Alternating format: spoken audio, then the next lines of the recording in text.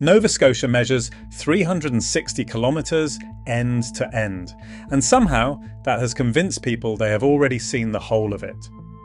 It is a peninsula joined to the rest of the continent by little more than a strip of highway across the Chignecto Isthmus. The Atlantic sits on one side, the Bay of Fundy on the other, and nowhere in the province is a shoreline very far away. You wade into a warm cove off the Northumberland Strait in bare feet, testing the sand with your toes. You back a truck down a boat launch without glancing at the tall grass at the edge of it. You walk out to the mailbox at the end of the lane in bare feet, checking your phone instead of the culvert beside you. You sit out on the back step after supper with the porch light left off because the evening is soft and the bugs have not found you yet. And you do not think, not once, about what might be a few feet away, waiting for you to stop paying attention. But the coastline was never the whole story. It only ever showed you the edges. Everything else stayed exactly where it already was. Today, we are counting down 14 dangerous animals of Nova Scotia. This list is ranked not by which one is deadliest on paper, but by how completely the people sharing this ground with them have learned to only bring it up when asked. The ladder runs from the ones you have already walked past without knowing it, up to the one that almost nobody here will quite admit is real. Some of these you have swum beside, some you have driven past 100 times without slowing down, and the one waiting at number 1 may already be closer to you than any of them, close enough that you would never feel it arrive. If you like the kind of thing that makes you look twice at a province you thought you already knew, take a second to subscribe. It genuinely helps the channel keep finding stories like this one. And tell us in the comments what part of Nova Scotia you're watching from or where you're headed next. Now let's get into the list. Number 14. Wasps, hornets and yellow jackets. We begin with the one nobody on this list would think to be afraid of. It does not have fur or fangs or a name people already respect. Every summer, paper nests go up under decks and porch eaves and inside the walls of sheds across the province. Bald-faced hornets and yellow jackets build them, and most people notice only once a nest has grown to the size of a football. Paper wasps build smaller, more open nests under railings and window frames, easy to miss, until somebody reaches past one without looking. Statistics Canada has tracked the toll for years. On average, roughly 3 to 4 Canadians die every year from wasp and bee stings, most from a severe allergic reaction called anaphylaxis. Health Canada estimates hundreds of thousands more live with the kind of allergy that makes a single sting genuinely dangerous.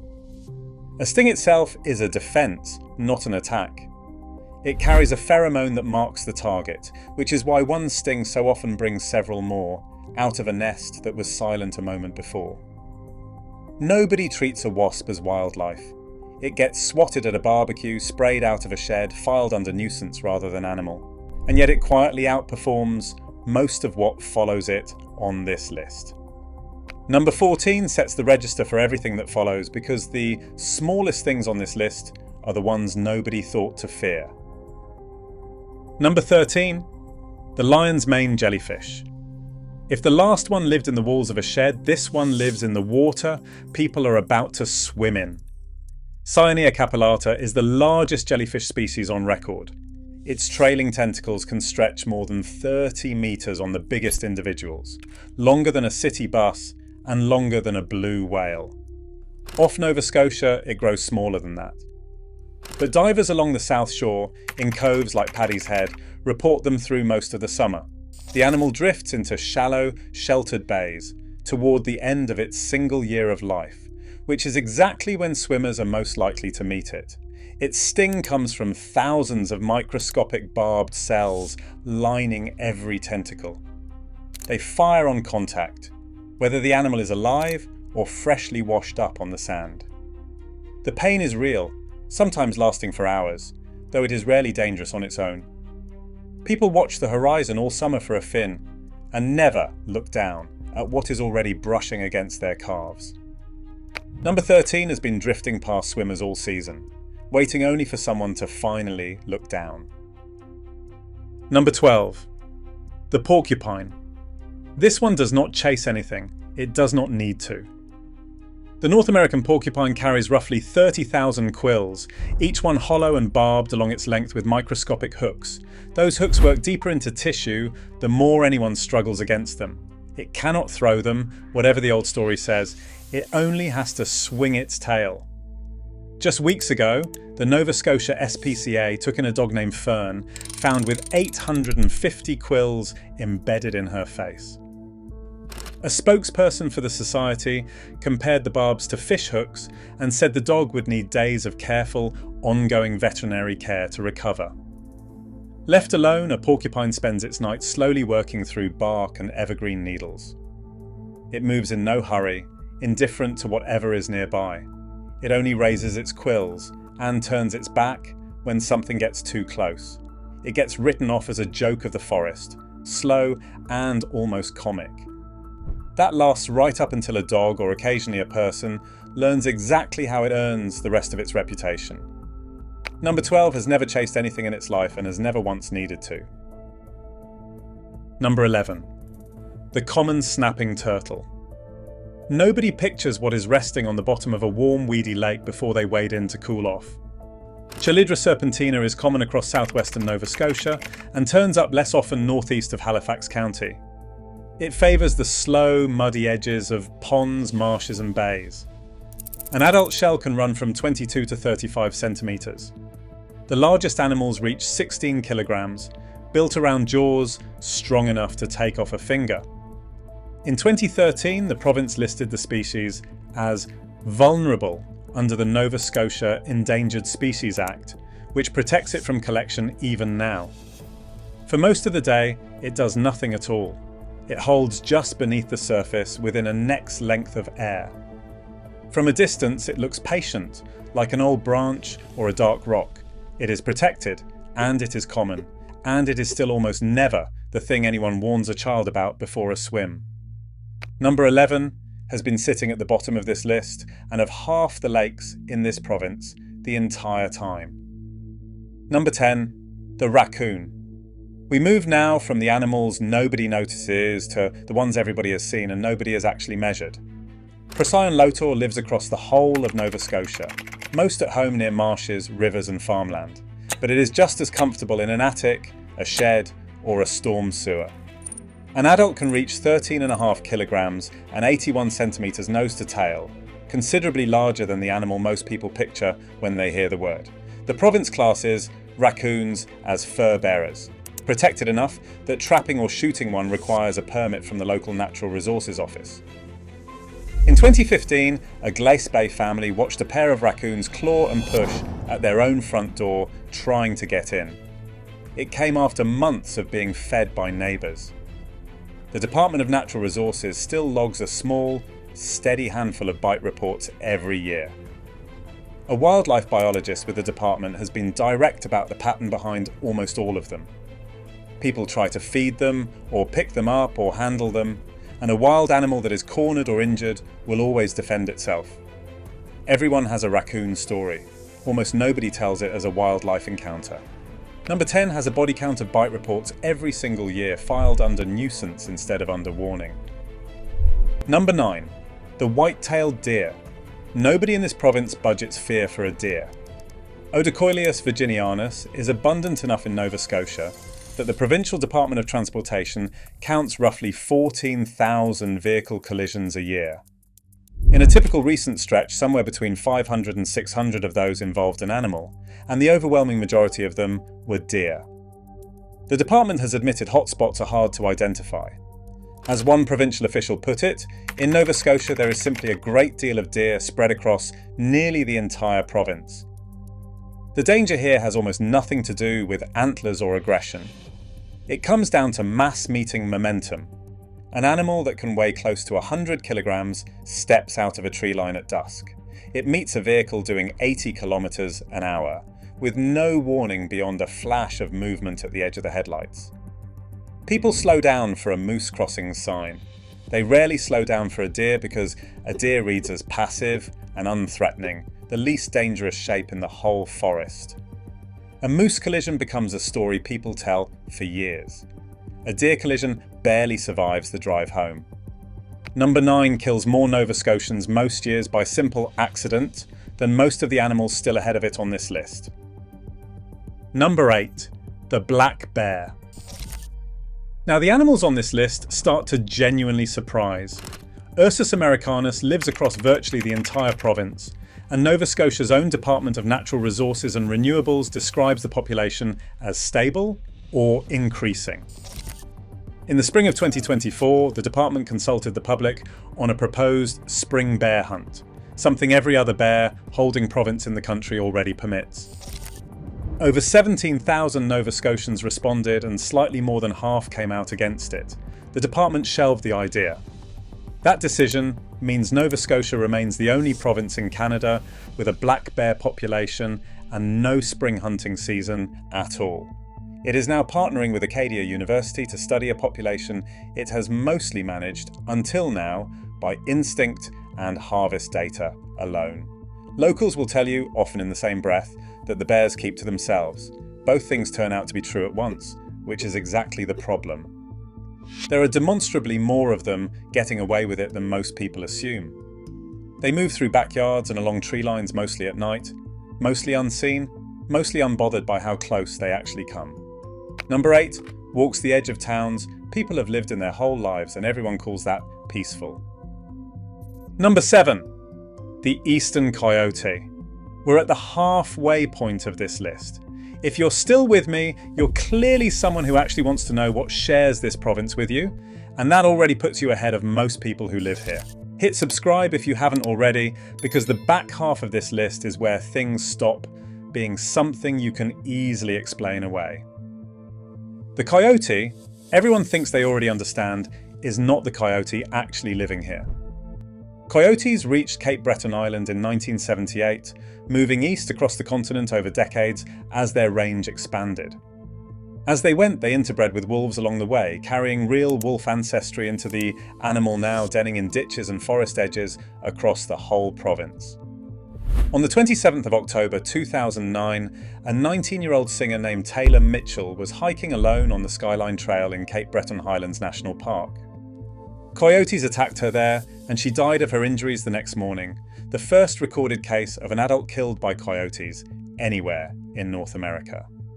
A study published years later, led by researcher Stanley Gert and supported by Parks Canada and the province's own Department of Lands and Forestry, found something unusual. The park's coyotes had adapted to a resource-poor stretch of coastline by learning to hunt moose, a prey animal many times their size, a behaviour almost never documented in this species anywhere else. In 2022, a cyclist was bitten near the Green Cove rest stop, roughly 75 kilometres from where Mitchell died. Still called the coyote, as though it were the slighter, warier animal from out west, but the one testing a fence at dusk is carrying an entirely different animal in its blood, and an entirely different set of habits to go with it. Number 7 is wearing a familiar face over an animal nobody here has actually met. Number 6. The bobcat. If the coyote is a stranger wearing a familiar face, the bobcat is a population nobody quite believes in. Nova Scotia has more bobcats than any other jurisdiction in northeastern North America, an estimated 8,000 to 10,000 animals according to provincial figures. That is more than exists in similar habitat anywhere from Quebec to Maine. The Department of Natural Resources fields roughly half a dozen sighting reports a month, and a mild winter or a boom in the snowshoe hare population can push that number even higher. Lynx rufus hunts mostly at night, alone, stalking low along hedgerows and stone walls, patient enough to sit motionless for the better part of an hour over a single hare. It rarely weighs more than 18 kilograms, closer in size to a large house cat than to anything people picture when they hear the word wildcat. That, it turns out, is exactly why it gets away with being so common. When someone does see one, crossing a driveway or hissing at a basement window, the story rarely survives contact with daylight. It becomes a big tabby, an escaped exotic, a trick of the porch light. It becomes anything except what a provincial wildlife biologist would tell you it almost certainly was. Number 6 outnumbers every other wildcat population on this side of the continent, in a province where almost everyone swears they have never seen one. Number 5. The grey seal. Now we move from an animal, hiding in plain sight, to one hiding by sheer distance. Sable Island sits nearly 300 kilometres east-southeast of Halifax, a narrow curve of sand reachable only by small aircraft and a Parks Canada permit.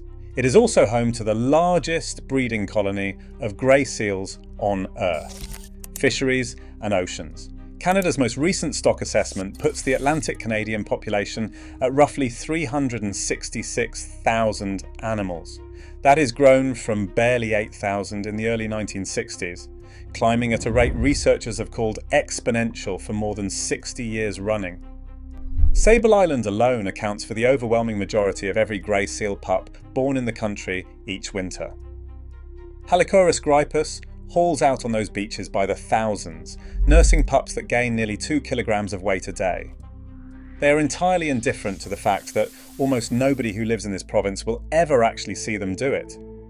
Most Nova Scotians could not tell you the colony exists at all, let alone that it sits closer to Halifax than several towns most people consider a normal weekend drive. Number 5 needs no hiding place at all, only a stretch of ocean far enough offshore that nobody ever thinks to check it. Number 4. The great white shark. Every one of those seals has to eat, and every one of those seals is in turn being eaten.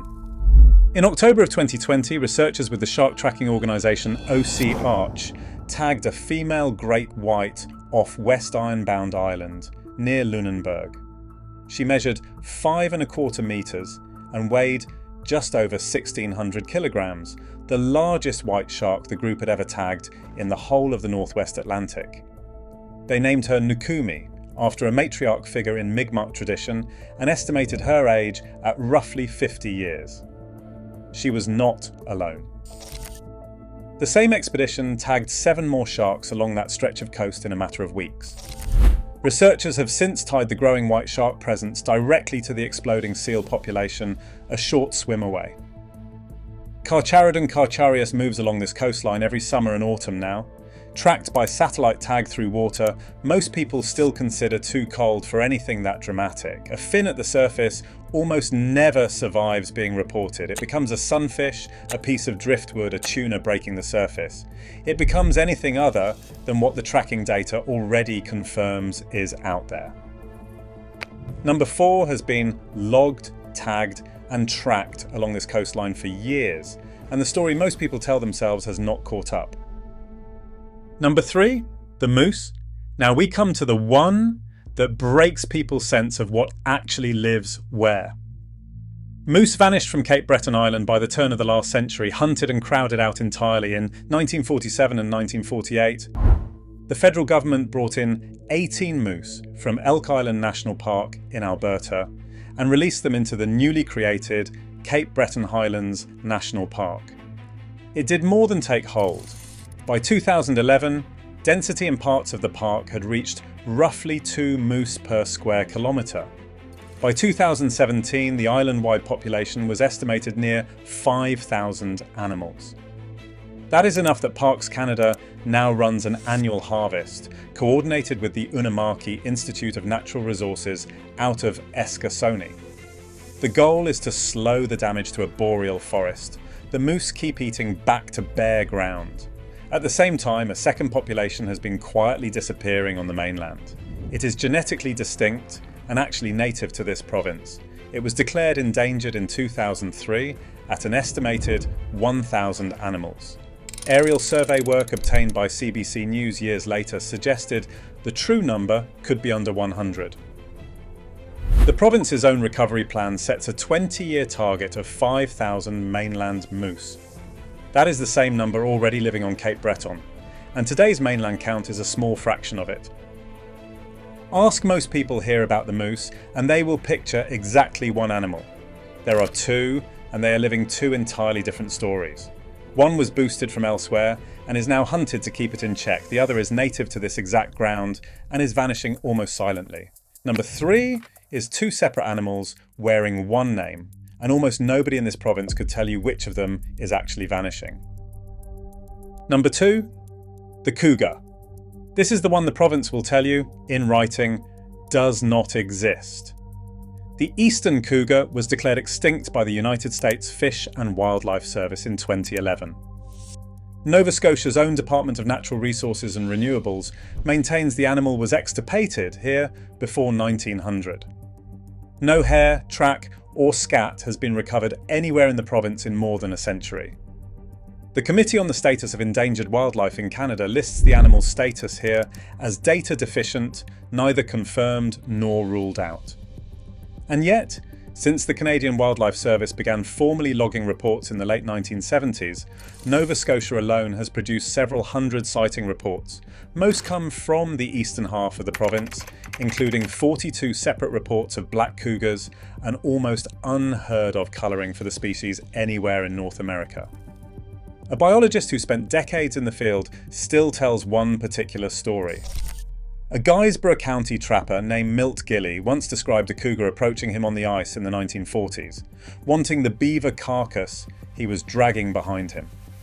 The provincial biologist, responsible for investigating these reports, still receives 20 to 30 of them every year. In the spring of 2026, a fresh sighting out of East Pubnico reignited an old argument. It has been running unresolved for nearly 5 decades. Officially, there is no population here to protect or to fear. Unofficially, hundreds of Nova Scotians across 5 decades have described the same tan, long-tailed animal in the same half of the province.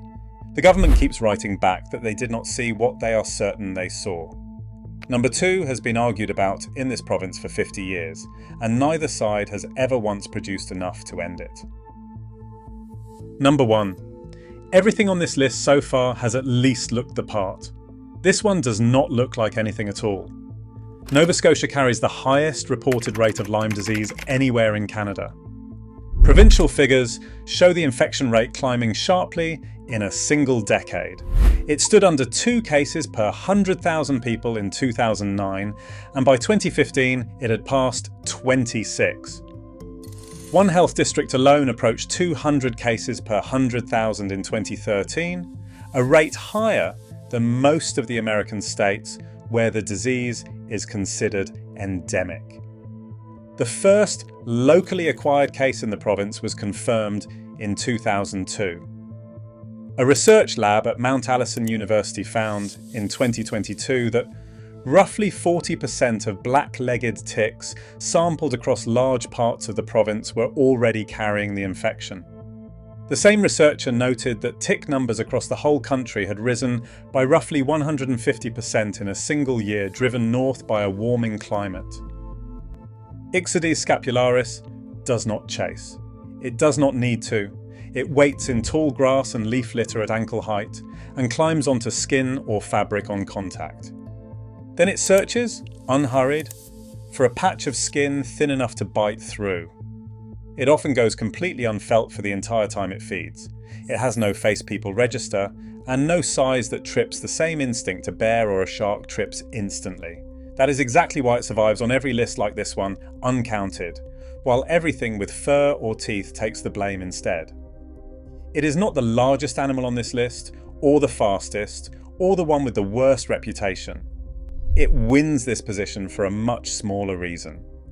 It is small enough to go completely unfelt, small enough to ride home in a sock or a collar without anyone noticing. And by the province's own numbers, it is more likely to already be attached to a Nova Scotian right now than any other animal on this list is to ever actually be seen by one. Check the back of your knee. Check your hairline, your sock line, the collar of the dog that just came in from the yard. It will not announce itself. It never has. And whether you find something or not, it has already been doing this quietly, for far longer than anyone thought to look. Number 1 was never the animal this list was building toward. It was only ever the one already riding home with whoever was watching it. So here is what this list is really about. Not fear. Fear is loud, and it burns off by morning, and none of these 14 animals need you to feel it. Nova Scotia is smaller than people think, and stranger than its own postcards ever let on. The coastline you can see from the highway was never the whole province. It was only ever the edge of it, and the rest kept living exactly where it already was, whether anyone chose to look or not. Somewhere right now, a lion's mane jellyfish, is drifting through a cove on the last warm current of the season, indifferent to whoever is swimming near it. Somewhere, a black bear is working a fence line an hour before dark, close enough to a house with the lights already on that someone could see it from the kitchen window if they happened to be looking. And somewhere, on a back road that officially holds no such animal, a cougar this province insists does not exist, is crossing the gravel in the dark, unrecorded, unproven, and utterly unconcerned with which side of that argument anyone in Nova Scotia has chosen to believe. None of this needed a witness to be true. The tide was the same tide long before anyone charted this coastline. The animals were already here before the first road had a name, before the first lighthouse had a keeper, before anyone thought to warn the next person at all. That is the actual shape of this province. Not the one on the postcard, but the older one underneath it, that has simply been waiting, patient and unbothered, since long before there was anyone here to call it dangerous.